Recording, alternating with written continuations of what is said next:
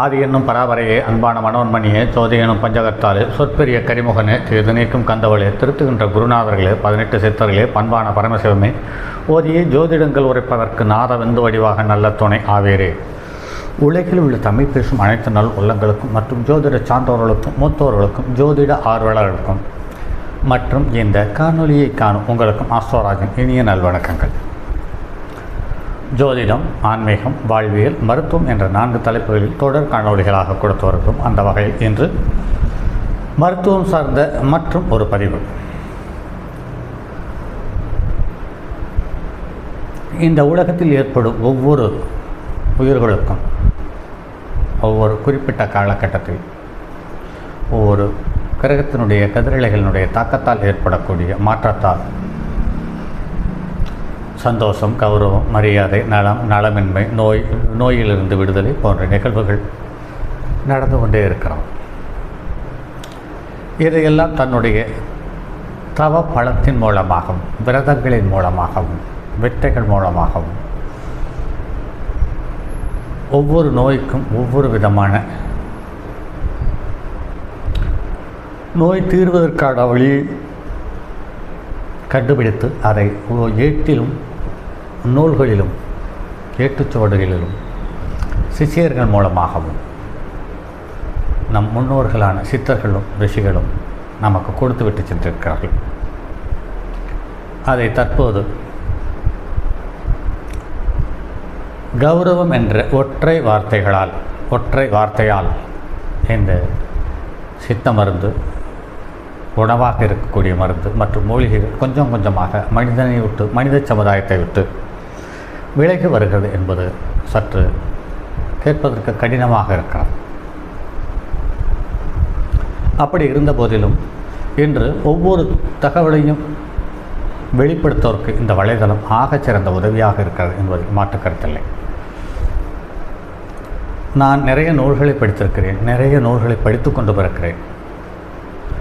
இதில் மனித இனத்துக்கு தேவையான நிறைய தகவல்கள் இருக்கிறது. அந்த தகவலை ஒரு காலத்தில் குரு மூலம் கற்றுக்கொண்டு அதை பயன்படுத்த வேண்டும், அல்லது இதை கற்றுக்கொள்வதற்காக என்று தனியாக தேடி போக வேண்டியிருந்தது.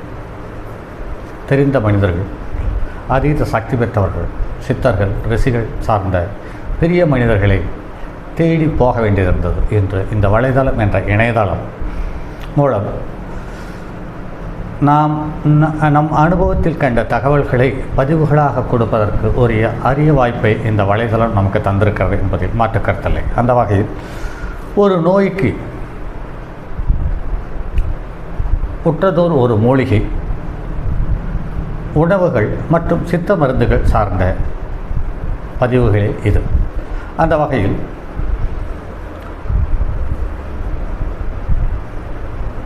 குதிகால் வலி என்று இருக்கிறது. இந்த குதிகால் வலி பெரிய அளவு பாதிப்பை தருவதில்லை, ஆனால் ஒட்டுமொத்த உடலையும் இயங்கச் செய்யாமல்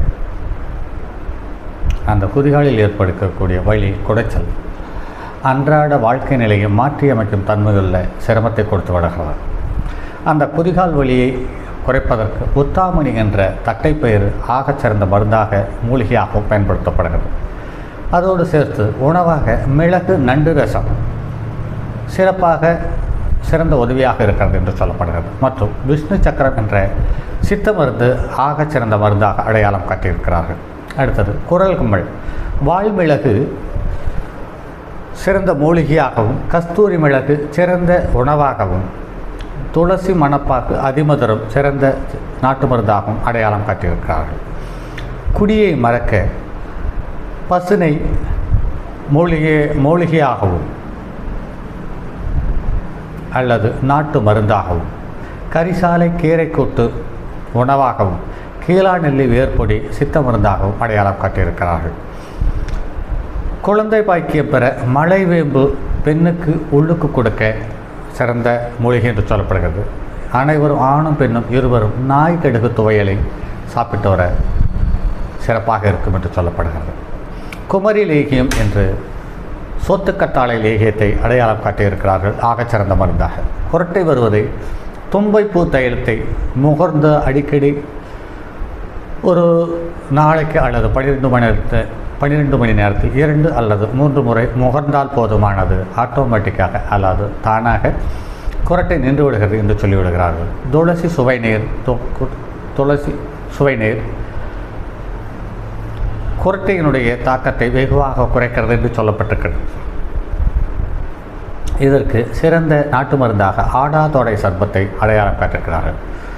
குடல் பலகீனத்தை சரி செய்வதற்கு கொட்டிக்கிழங்கு மற்றும் பேரி என்பது சிறப்பாக மூலிகையாக அடையாளம் காட்டியிருக்கிறார்கள். அடுத்து பருத்தி கஞ்சி அல்லது பருத்தி விதைகளில் எடுக்கக்கூடிய பாலை கஞ்சியாக காய்த்து தயார் செய்து சாப்பிட்டு வர இது இந்த குடல் பலவீனம் கொஞ்சம் கொஞ்சமாக குறைந்த சூழ்நிலையை அடையாளம் காட்டுகிறது.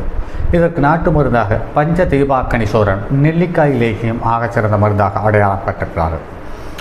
குடல் வாதம் என்ற நோய்க்கு வேப்பம்பூ சிறந்த மூலிகையாகவும் திருகு கலிரசம் சிறந்த உணவாகவும் அடையாளம் காட்டியிருக்கிறார்கள். சித்த மருந்தாக நந்தி மெழுகு வான்மெழுகு என்று 2 அடையாளம் காட்டியிருக்கிறார்கள். குடல் நஞ்சு என்ற குடலில் ஏற்படக்கூடிய ஒரு விதமான விஷத்தை சரி செய்வதற்கு விளாம்பழ ஓடு பொடியை மூலிகையாக எடுத்துக்கொள்ளலாம். அகத்திக்கீரை சூப்பை உணவாக எடுத்துக்கொள்ளலாம். பிரசவ நடகாய லேகியம் என்ற ஒரு லேகியத்தை அடையாளம் காட்டியிருக்கிறார்கள். அடுத்து குளிர் ஜுரம் என்பதை இது எந்த விதமான ஜுரமாக இருந்தாலும் நிலவேம்பு கஷாயம் ஆகச்சிறந்த உதவிகரமாக இருக்கிறது என்று கடந்த கொரோனா காலகட்டங்களில் மிகச்சிறந்த மருந்தாக அடையாளம் காட்டியிருக்கிறது நம் சித்த மருத்துவர்கள் அடையாளம் காட்டியிருக்கிறார்கள். அடுத்து துளசி சுவை நீர் உணவாக சொல்லப்படுகிறது. லிங்க சிந்தூரம் என்ற சித்த மருந்துவை அடையாளம் காட்டியிருக்கிறார்கள். அடுத்து குன்மம் என்றது ஒரு வகை வயிற்று வலி சார்ந்த தகவலாக இருக்கிறது. இதற்கு தாளிக்கீரை சிறந்த மூலிகையாகவும் மணத்தக்காளி வற்றல் சில சிறந்த உணவாகவும் படிகார பற்பம் என்ற சித்த மருந்தை உட்கொள்ள இந்த நோயிலிருந்து விடுபடலாம் என்று சொல்லப்பட்டிருக்கிறது. குடி நீரினால் வரக்கூடிய நோய்கள் துளசி என்ற மூலிகையாலும் துளசி தீர்த்தம் என்ற உணவாகவும் படிகாரம் என்ற சித்த மருந்தின் மூலமாகவும் இதை சரி செய்து கொள்ளலாம் என்று சொல்லப்படுகிறது. நிறக்குருடு என்ற நோயை இது கண் பார்வையில் ஏற்படக்கூடிய மங்கலான சூழ்நிலை அடையாளம் காட்டக்கூடியது. இதற்கு அவுரி சிறந்த மூலிகையாகவும் காரட் துவையல் சிறந்த உணவாகவும் நேத்திர பூண்டு தைலம் சிறந்த மருந்தாகவும் அடையாளம் காட்டியிருக்கிறார்கள். இது நேத்திர பூண்டு தைலம் என்பது ஆகச்சிறந்த மருந்தாக நடைமுறையில் நிறைய பார்த்திருக்கிறோம். இதைதான் டாக்டர் அன்பு கணபதி நேத்திரா என்ற மருந்தாக அடையாளம் காட்டியிருக்கிறார். அது ஆகச்சிறந்த உதவியாக அல்லது கண் பார்வை குறைவாக இருப்பவர்கள் மிகச்சிறந்த வரப்பிரசாதமாக நடைமுறையில் பார்க்க முடியாது.